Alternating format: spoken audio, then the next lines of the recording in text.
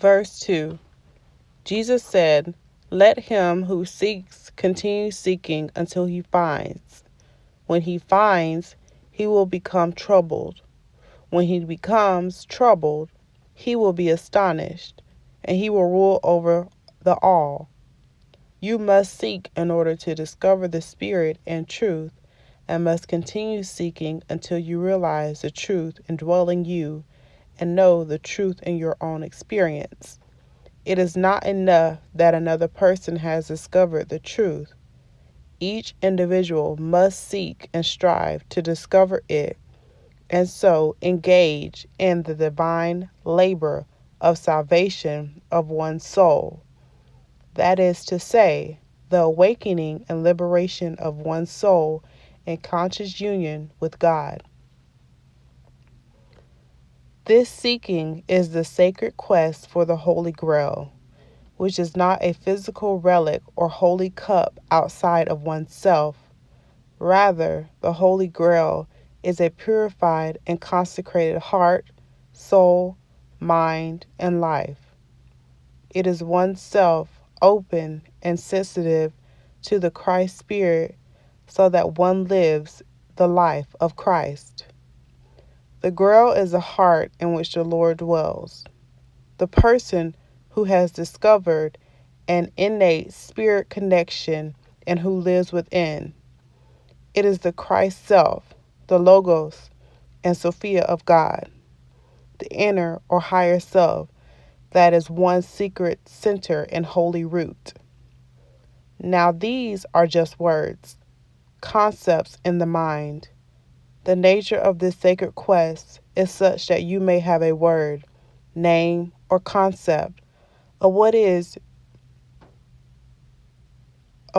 is you are looking for, some idea of what it is, how and where it may be found.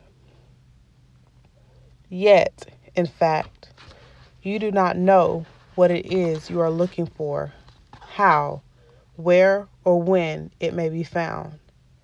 Whatever idea you may have of it is more likely a hindrance or obstruction to finding what you seek, misleading rather than helpful. When seeking is based upon preconception, precondition, and expectations upon who and what you think you are, and who and what you believe reality or God to be, the seeking itself becomes an obstruction, and what is sought cannot be discovered. If you go looking for something that does not exist, or go seeking in a way or in a place it cannot be found, then indeed you will not find it. At the outset, you must understand that the very nature of God is different than anything you might conceive, and that you yourself are not who or what you might think you are. Whatever your preconception, preconditions, or expectations, the reality truth continuum is yet more and cannot be contained or comprehended by the linear reasoning mind or dualistic consciousness. God will forever be a mystery, the nameless and unknown. God is completely other than what we might think. Discovering this is a troubling thing, shaking one to the core. To draw near to the Lord is a deeply troubling thing, for I must become no thing, empty of myself, that the Lord might enter and the Holy Spirit fill me. God is no thing, Ayin, and I must become no thing to enter into a union with the Holy One of Being.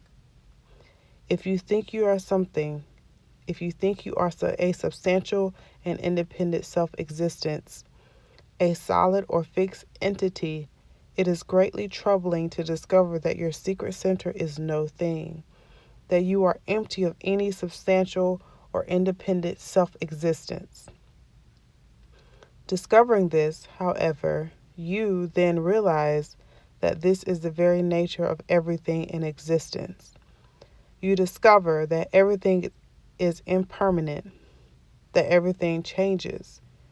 Reality is empty of any substantial and independent self existence. There's only the Holy One of Being, the one without end, I Ein Sof. Yet in this gnosis, the prophet or apostle of God attains dominion over the all. For everything is the magic display of the divine mind, the mind of Christ. There is another sort of troubling that may occur with the dawn of higher awareness and drawing near to the Lord. In the sacred unity that God is, you encounter absolute and ultimate perfection, the primordial emptiness that is at one and the same time divine fullness. Before the perfection of the Lord, your own imperfection is glaring and stark in contrast, a profoundly troubling thing to discover, and indeed painful. Drawing near to the Lord, you discover how very far away from God you are. This is the cause of the dark night of the soul of which the mystics speak in their journey. Anyone who seeks must be willing to endure the trouble that comes with finding, willing to endure the dark nights of the soul and the ordeals of initiation. A mystical death precedes a resurrection. A descent into the depths precedes every ascension. The living Yeshua has opened the way before us and revealed the paths to us. We also must die and be reborn, descend into the depths and ascend. We must be willing to take up our cross daily and follow the Christ-like within us. Only in this way is salvation attained. This is not something new. Life teaches this very lesson.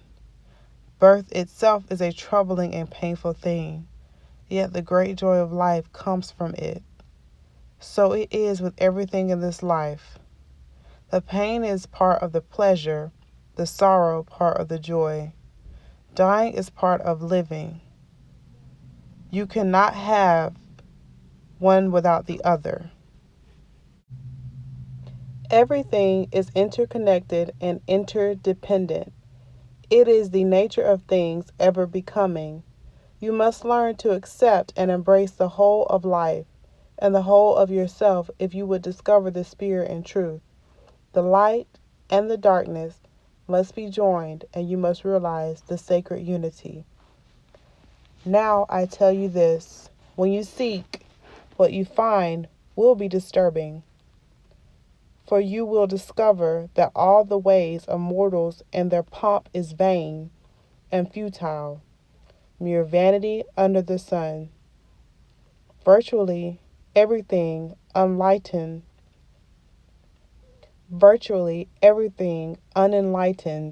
human society values so dearly is ultimately meaningless, and what we ourselves value and believe so important is not important at all. It is all arbitrary. Everything is dust in the wind with the passage of time. In the hour of reckoning, the moment of death, what will it all mean? The world will be nothing, and you will be nothing. If you do not know the Christ self as your very own self in that hour, where will you be? What will become of you? I will tell you plainly, the outer person I am is nothing.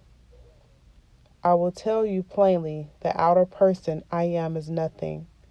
This name and form is a transitional state that in and of itself means nothing. Save that I know the inner person, the soul being, and Christ's self within, this outer person and life are but vanity under the sun. To love, to gain knowledge, to uplift humanity of Godward, is the purpose and meaning of this life. This name and form have meaning to the extent that messianic consciousness is embodied. That is why the soul enters into this life, so that the being of the becoming that is within you might incarnate and the world to come might manifest. If you accomplish something of this great work, then all that you do in this life will be filled with meaning. Yet, if you accomplish many things and by the judgment of mortals are considered great in this world, but you do not accomplish anything of this great work, all that you might do will be meaningless, pure vanity. It is a simple truth. Ask, and it will be given to you. Search, and you will find. Knock, and the door will be opened for you. Everyone who asks receives, and everyone who searches finds. And for everyone who knocks, the door will be open. Matthew 7 chapter 7 through the 8th verse. Asking is receiving. Seeking is finding. Knocking is the opening of the door that you might enter. It is not you who is seeking or knocking, but the Christ Spirit in you. And it is grace that answers, grace that finds, the Holy Spirit that knocks and enters and accomplishes everything. Therefore, this promise is certain. The one anointed in the supernatural light, the one anointed in this supernal light, attains dominion over the all. Of myself, I can accomplish nothing. Christ in me accomplishes everything. This is an astonishing discovery, and it comes with holy awe and wonder. Listen, I am standing at the door, knocking. If you hear my voice and open the door, I will come in to you and eat with you, and you with me. To anyone who conquers, I will give a place with me on my throne, just as I have conquered and sat down with my Father on his throne. Revelations 3rd chapter, 20th through the 21st verse.